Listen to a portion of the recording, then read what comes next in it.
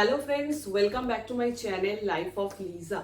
तो आज हम इस वीडियो में बात करेंगे, जब भी आप एक प्रेगनेंसी प्लानिंग कर रहे हो तो उसके स्टेप्स क्या होता है। मतलब प्रेगनेंसी प्लानिंग से पहले आपको क्या क्या स्टेप्स लेना है। तो स्टेप बाय स्टेप मैं आप लोगों को सब कुछ गाइड करूंगी। वीडियो को एंड तक जरूर देखना, वीडियो आप लोगों के लिए बहुत ज्यादा हेल्पफुल होने वाले हैं अगर आप प्रेगनेंसी प्लानिंग कर रहे हो तो नंबर 1 स्टेप मैं जो आपको बताऊंगी, हर वीडियो में मैं जो बताती हूँ वो है, अगर आप प्रेगनेंसी प्लानिंग कर रहे हो तो उसमें सबसे बड़ा फैक्टर होता है एज। पहले आप अपना एज प्लानिंग कीजिए जब भी आप प्रेगनेंसी प्लानिंग कर रहे हो। मेरे हिसाब से बिलो 30 एज अच्छा होता है प्रेगनेंसी प्लानिंग के लिए। लेकिन आप कुछ भी वजह से आप शादी लेट कर रहे हो, आप बेबी लेट लेना चाहते हो, कुछ भी आपकी प्रोफेशनल कमिटमेंट के वजह से, तो अगर आप 30 के बाद प्रेगनेंसी प्लानिंग कर रहे हो तो उसमें आपके जो प्रेगनेंसी कंसीव होने की चांसेस थोड़ा सा कम हो जाता है। ऐसा नहीं कि आफ्टर 30 आप प्रेग्नेंट नहीं बन सकते हो, लेकिन उसमें बहुत सारे कॉम्प्लिकेशंस आ जाते हैं। तो मेरी मानिए, अगर आप प्रेगनेंसी प्लानिंग कर रहे हो, एक हेल्दी प्रेगनेंसी आप चाहते हैं, तो फिर बिफोर आप एज 30 आप प्रेगनेंसी प्लानिंग कीजिए। अब बात करती हूँ नंबर 2। जब भी आप प्रेगनेंसी प्लानिंग कर रहे हो तब भी आपको सबसे ज्यादा जो चीज ध्यान पे रखना है वो है आपके बॉडी वेट। बॉडी वेट के ऊपर बहुत कुछ डिपेंड होता है। बॉडी वेट अभी यूट्यूब में बहुत सारे बीएमआई रिलेटेड वीडियो आ गया है, उसमें बीएमआई चार्ट आपको मिल जाएंगे। हाइट के हिसाब से आपके बॉडी वेट कितना होना है वो पहले आप कैलकुलेट कर लीजिए, और उस हिसाब से आप अपने एक प्रॉपर डाइट चार्ट मेंटेन कीजिए और अपने लाइफस्टाइल को एक हेल्दी लाइफस्टाइल में कन्वर्ट कीजिए। आप अपने खान पान में जिंक रिच फूड जो होता है वो ज्यादा इंक्लूड कीजिए, ग्रीन वेजिटेबल्स लीजिए, मोस्टली घर का खाना खाइए, फास्ट फूड अवॉइड कीजिए, और बहुत ज्यादा ऑयली फूड, स्पाइसी फूड इसको आप अवॉइड कीजिए। अगर आपको अल्कोहल स्मोकिंग बहुत ज्यादा हैबिट है तो वो हैबिट आप जल्द से जल्द स्टॉप कर दीजिए। ये जो डाइट, प्रॉपर डाइट मेंटेन करने की बात हो रहा है वो मेल फीमेल पार्टनर दोनों के लिए ही कंपलसरी है। दोनों को ही एक अच्छे हेल्दी लाइफस्टाइल, एक हेल्दी डाइट चार्ट फॉलो करना है अगर आप जल्द से जल्द प्रेगनेंसी कंसीव करना चाहते हैं। तो अब मैं बात करती हूँ नंबर 3 टिप्स की। प्रेगनेंसी के लिए जो सबसे ज्यादा जरूरी होता है वो है एक प्रॉपर टाइम है, जो फर्टाइल डेज होता है वो टाइम पे संबंध बनाना। लेकिन मैं हर वीडियो पे यही कहती हूँ, इस वीडियो पे भी मैं सेम बात ही कहूंगी। ऐसा नहीं है कि फर्टाइल डेज पे ही आपको संबंध बनानी है। अगर आप प्रेगनेंसी प्लानिंग कर रहे हो तो एवरी ऑल्टरनेट डे या फिर एवरी डे आप अपने पार्टनर के साथ संबंध रखिए। उसमें ऑटोमेटिकली आपका जो ओव्यूलेशन साइकिल है, जो फर्टाइल डेज है, वो कवर अप हो जाते हैं, जो बहुत ही ज्यादा आपके प्रेगनेंसी में हेल्प करते हैं। और जो लव मेकिंग है उसको थोड़ा सा नेचुरली बनाने की कोशिश कीजिए। बहुत ज्यादा स्ट्रेस लेके कि यही मेरा ओव्यूलेशन डे है, यही मेरा फर्टाइल डेज है, तो यही डेट पे मुझे संबंध बनाना है, ऐसे करके स्ट्रेस लेके मत कीजिए। उसको एकदम नेचुरल वे में आप पार्टनर के साथ संबंध रखिए जब भी आप प्रेगनेंसी प्लानिंग कर रहे हैं। नंबर 4 जो स्टेप्स होता है, देखिए कई कई महिलाओं के ये मानना होता है कि हम यूट्यूब में वीडियोस देखते हैं कि ये पोजीशन में अगर हम संबंध बनाते हैं तो उसमें प्रेगनेंसी की चांसेस ज्यादा होता है। बट ट्रस्ट मी फ्रेंड्स, मैं मेरी एक्सपीरियंस से कह रही हूँ, ऐसा कुछ नहीं होता है। जिस पोजीशन में आप कंफर्टेबल है वही पोजीशन पे आप ट्राई कीजिए। ऐसा कुछ नहीं होता है कि ये पोजीशन बेटर होता है, ये पोजीशन आपके लिए अच्छा नहीं होता है, ये पोजीशन में मैंने किया तो जल्द से जल्द मेरी प्रेगनेंसी कंसीव हो जाएगी। ऐसे अगर कोई वीडियोस भी है तो ट्रस्ट मी, ये गलत है। मेडिकल साइंस में ऐसा कोई भी एक्सप्लेनेशन नहीं है। मेरे टाइम पे मुझे डॉक्टर ने भी यही स्ट्रिक्टली कहा था, जो पोजीशन पे आप कंफर्टेबल फील करते हैं वही पोजीशन आपके लिए बेस्ट है। अभी मैं बात करती हूँ नेक्स्ट स्टेप की। देखिए, अगर आपकी एज बिलो 30 ईयर्स से आपको कोई गायनोलॉजिकल प्रॉब्लम नहीं है, कोई मेडिकल डिसऑर्डर नहीं है, तो फिर आपको पहले डॉक्टर के पास जाने की जरूरत नहीं है। खुद से आप ट्राई कीजिए लगभग 1 साल तक। अगर आपकी एज 30 साल के नीचे है, आप प्रॉपर डाइट मेंटेन कीजिए, आप हेल्दी लाइफस्टाइल मेंटेन कीजिए, एवरी डे या फिर एवरी ऑल्टरनेट डे आप अपने पार्टनर के साथ संबंध रखिए। तो ऐसे करने के बाद, अगर आपने 1 साल ट्राई करने के बाद भी आप प्रेग्नेंट नहीं हो पा रहे हैं, तब भी आपको एक अच्छे गायनोलॉजिस्ट के पास जाना है।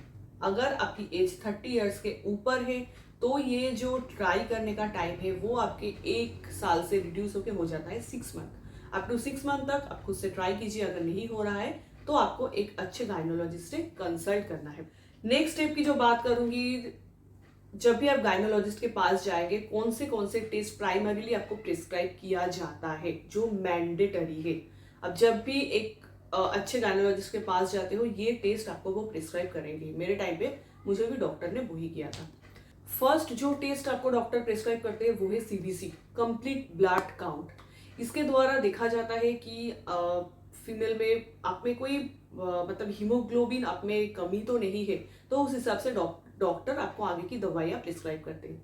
नेक्स्ट आपके जो टेस्ट होता है वो है नॉर्मल, आपका ब्लड ग्रुप देखा जाता है कि कौन से ब्लड ग्रुप है। शुगर टेस्ट किया जाता है।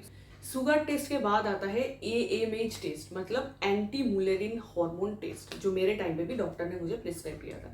इसके द्वारा आपके ओवरी में, मतलब ओवरी का आपका जो स्पेस है वो देखा जाता है, क्योंकि बच्चे गर्भ में धारण करने के लिए ओवरी का जो स्पेस है वो देखना बहुत ज्यादा जरूरी है कि वो 1 to 6 के बीच होना चाहिए। अगर 1 से नीचे है या फिर 6 से ज्यादा है तो फिर वो मतलब आप में कोई प्रॉब्लम है, तो ये टेस्ट भी बहुत ज्यादा जरूरी होता है। नेक्स्ट जो टेस्ट है वो है thyroid test. T3, T4, TSH का टेस्ट होता है।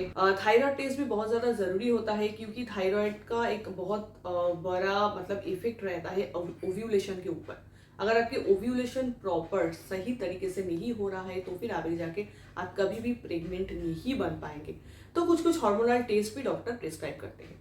अब मैं बात करती हूँ नेक्स्ट, अगर आपकी पीरियड्स रेगुलर नहीं है, इरेगुलर अगर आपकी पीरियड्स है, कुछ भी वजह से प्रॉब्लम हो रहा है, तो फिर डॉक्टर आपको फॉलिक्यूलर स्टडी करने की एडवाइस देते हैं। फॉलिक्यूलर स्टडी कुछ नहीं है, नॉर्मल सा एक यूएसजी होता है, जिसके द्वारा जो आपके अंदर बन रहे हैं जो अंडा है वो अंडे का साइज देखा जाता है।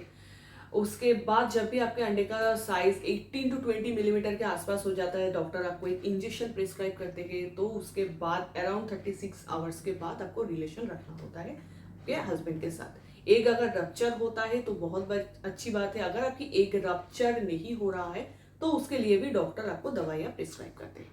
आपने 3-4 महीने तक ओव्यूलेशन स्टडी कर लिया। ओव्यूलेशन स्टडी से भी बहुत महिलाएं कंसीव कर जाती है, ऐसे मैंने देखा है। 1 या 2 बार ओव्यूलेशन स्टडी से ही कंसीव कर लेते हैं।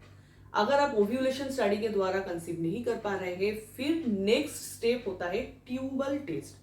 मतलब आपके जो फैलोपियन ट्यूब है, फैलोपियन ट्यूब में कोई ब्लॉकेज तो नहीं है, ये देखना बहुत ज्यादा जरूरी है। फैलोपियन ट्यूब में अगर ब्लॉकेज है तो आगे जाके आप प्रेगनेंसी कंसीव नहीं कर पाएंगे, चाहे आप कुछ भी कर लीजिए। इसको कहते हैं HSG टेस्ट, मतलब हिस्टेरोसल्फिंगोग्राफी टेस्ट। इसके द्वारा देखा जाता है आपके फैलोपियन ट्यूब में कोई ब्लॉकेज है या नहीं। कोई भी अगर ब्लॉकेज नहीं है या फिर मेरी तरह छोटा मोटा ब्लॉकेज अगर है, तो HSG टेस्ट में जो डाई छोड़ा जाता है वो डाई से ही आपका छोटा मोटा ब्लॉकेज हट जाते हैं और आप इजीली कंसीव कर सकते हो। अगर आपको ब्लॉकेज है तो फिर नेक्स्ट स्टेप होता है लेप्रोस्कोपी। लेप्रोस्कोपी एक सर्जरी होता है जिसके लिए आपको हॉस्पिटल में एडमिट करना होता है। बहुत ज्यादा हाईफाई कुछ सर्जरी नहीं है, हाँ नॉर्मली 1 दिन या फिर 2 दिन हॉस्पिटल में रख के ही उसके बाद डॉक्टर आपको हॉस्पिटल से डिस्चार्ज कर देते हैं। तो लेप्रोस्कोपी के द्वारा अगर आपके फैलोपियन ट्यूब में ब्लॉकेज हट गया तो उसके बाद जाके आप नेचुरली इजीली कंसीव कर सकते हो। इतना सब कुछ करने के बाद भी अगर आप कंसीव नहीं कर पा रहे हो, देन नेक्स्ट स्टेप होता है IUI। IUI मतलब इंट्रा यूटेराइन इंसेमिनेशन। ये भी एक प्रोसेस है। ये प्रोसेस में क्या होता है इसके बारे में मैं डिटेल में एक वीडियो बनाऊंगी। ये प्रोसेस के टाइम पे आपको क्या क्या सावधानी बरतनी होती है, इसके बाद क्या क्या सावधानी बरतनी होती है, ताकि जाके आप जल्द से जल्द प्रेगनेंसी कंसीव कर सकते हो। तो IUI पे भी मोस्टली बहुत सारे महिलाएं उससे भी कंसीव कर लेते हैं। तो फ्रेंड्स, मेरे इतने कुछ कहने का मतलब यही है कि अगर आप सोच रहे हो कि मैं 1 साल से ट्राई कर रही हूँ, मैं कंसीव नहीं कर पा रही हूँ, इसका मतलब ये नहीं है कि आप आगे जाके कभी भी कंसीव नहीं कर पाएंगे। आप एक अच्छे डॉक्टर के पास जाइए। 1 साल या 6 महीने तक ट्राई करने के बाद आपकी एज के हिसाब से आप जाइए डॉक्टर के पास। बहुत सारे टेस्ट है, बहुत सारे जांच है जो डॉक्टर आपके करेंगे। उसके बाद उस हिसाब से डॉक्टर आपको प्रिस्क्राइब करेंगे आगे आपको कौन सी स्टेप्स लेना है। फ्रेंड्स, आई होप कि अगर आप प्रेगनेंसी प्लानिंग कर रहे हो तो मेरे ये वीडियो आप लोगों के लिए बहुत ही ज्यादा हेल्पफुल होने वाले हैं। यहाँ पे मैंने स्टेप बाय स्टेप आप लोगों को गाइड किया है कि प्रेगनेंसी प्लानिंग के टाइम पे आपको फर्स्ट टू लास्ट क्या क्या स्टेप्स आपको फॉलो करना है। वीडियो अगर अच्छा लगे तो एक लाइक जरूर कर देना, मेरे चैनल को सब्सक्राइब कर देना। ताकि मेरी हर वीडियो की नोटिफिकेशन आपको जल्द से जल्द मिलते रहे। मिलते हैं नेक्स्ट वीडियो पे।